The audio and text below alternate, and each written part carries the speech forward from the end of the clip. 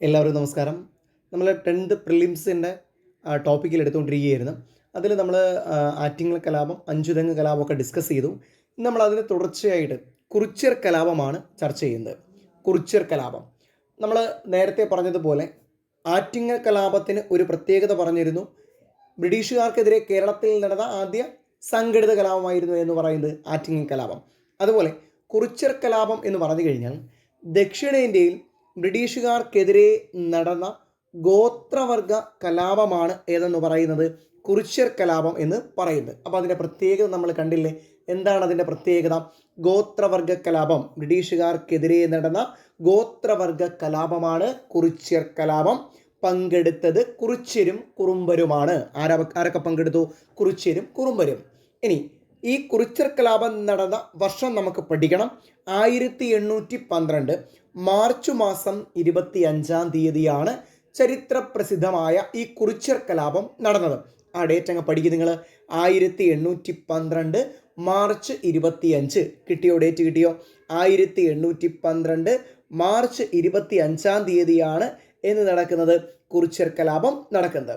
ഇനി ഈ കുറിച്യർ കലാപത്തിൻ്റെ കാരണം എന്താണ്? അതായത് നമ്മൾ പറഞ്ഞു ഇതൊരു ഗോത്രവർഗ കലാപമാണ്.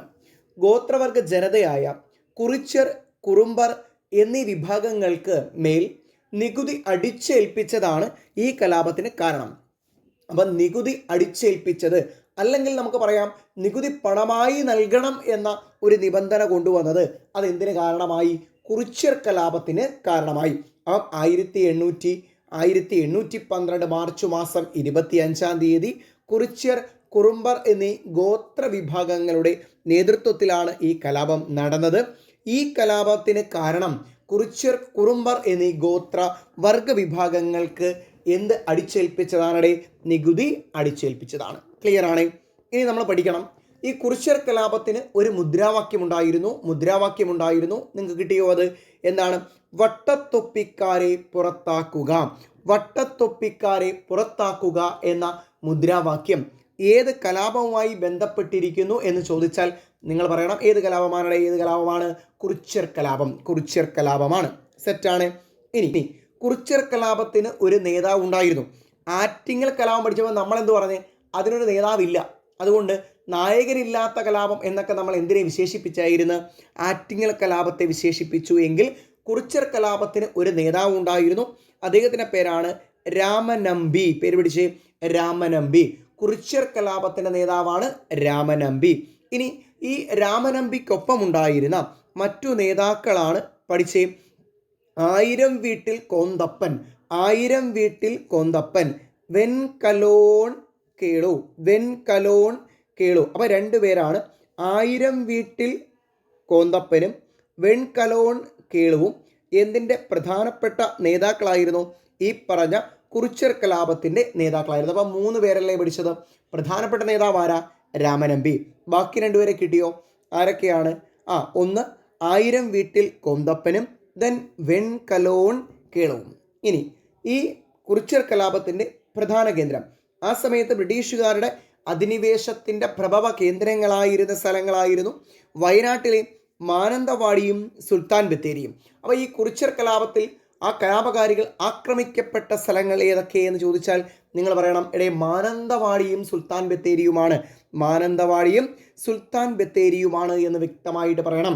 ഇനി ആ സമയത്തെ മലബാർ സബ് കളക്ടർ അല്ലെങ്കിൽ തലശ്ശേരി സബ് കളക്ടർ എന്ന് നമുക്ക് പറയാം. കുറിച്യർ കലാപം നടക്കുന്ന സമയത്ത് തലശ്ശേരിയിലെ സബ് കളക്ടറായിരുന്നത് തോമസ് ഹാർവേ ബാബർ അല്ലെങ്കിൽ TH ബേബർ എന്ന് നമുക്ക് പറയാവുന്നതാണ്. ക്ലിയർ ആയിട്ട് മനസ്സിലായോ? ഓക്കെ. ഇനി ഈ കലാപം ബ്രിട്ടീഷുകാർ അടിച്ചമർത്തിയോ? തീർച്ചയായും ബ്രിട്ടീഷുകാർ അടിച്ചമർത്തി. അവർ കൂടുതൽ സൈന്യത്തിനെ മൈസൂരിൽ നിന്നും കാനറയിൽ നിന്നുമൊക്കെ കൊണ്ടുവന്ന് ഈ കുറിച്യർ കലാപം അടിച്ചമർത്തി. അങ്ങനെ കുറിച്യർ കലാപം അടിച്ചമർത്തിയ ആ തീയതി കൂടി നമുക്ക് പഠിക്കണം. 1812 മെയ് മാസം 8-ാം തീയതിയാണ് എന്തടിച്ചമർത്തിയത്?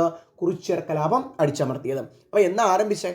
1812 മാർച്ച് മാസം 25 എന്ന് കുറിച്യർ കലാപം അടിച്ചമർത്തി. 1812 മെയ് 8 ഇങ്ങനെ കുറിച്യർ കലാപം അടിച്ചമർത്തുന്നതിന് വേണ്ടി ബ്രിട്ടീഷുകാർ കൂടുതൽ സൈന്യത്തെ എവിടുന്ന് കൊണ്ടുവന്നു എന്ന് നമ്മൾ പഠിക്കണം. എവിടെ നിന്ന്? മൈസൂറിൽ നിന്നും അതുപോലെ തന്നെ കാനറയിൽ നിന്നും ബ്രിട്ടീഷ് സൈന്യത്തെ എത്തിച്ചുകൊണ്ടാണ് ഈ കലാപത്തെ എന്ത് ചെയ്യുന്നത്? അടിച്ചമർത്തുന്നത്. ക്ലിയർ ആയിട്ട് മനസ്സിലായോ? സിമ്പിൾ ആയിട്ടുള്ള പോയിന്റുകളല്ലേ നമ്മൾ പഠിച്ചത് അല്ലേ? കുറിച്യർ കലാപം. ഇനി ഒരു കാര്യം കൂടെ നമ്മളവിടെ പഠിക്കണം. ഒരു പ്രീവിയസ് ക്വസ്റ്റ്യൻ കൂടിയാണ്.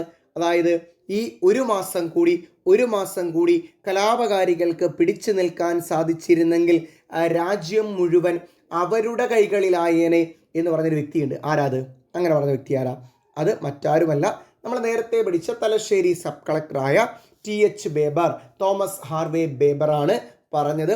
ഒരു മാസം കൂടി കലാപകാരികൾക്ക് പിടിച്ചു നിൽക്കാൻ സാധിച്ചെങ്കിൽ രാജ്യം അവരുടെ കൈകളിലായേനെ എന്ന് പറഞ്ഞത് TH ബേബറാണ്. ക്ലിയർ ആണോ? ഓക്കെ ആണോ?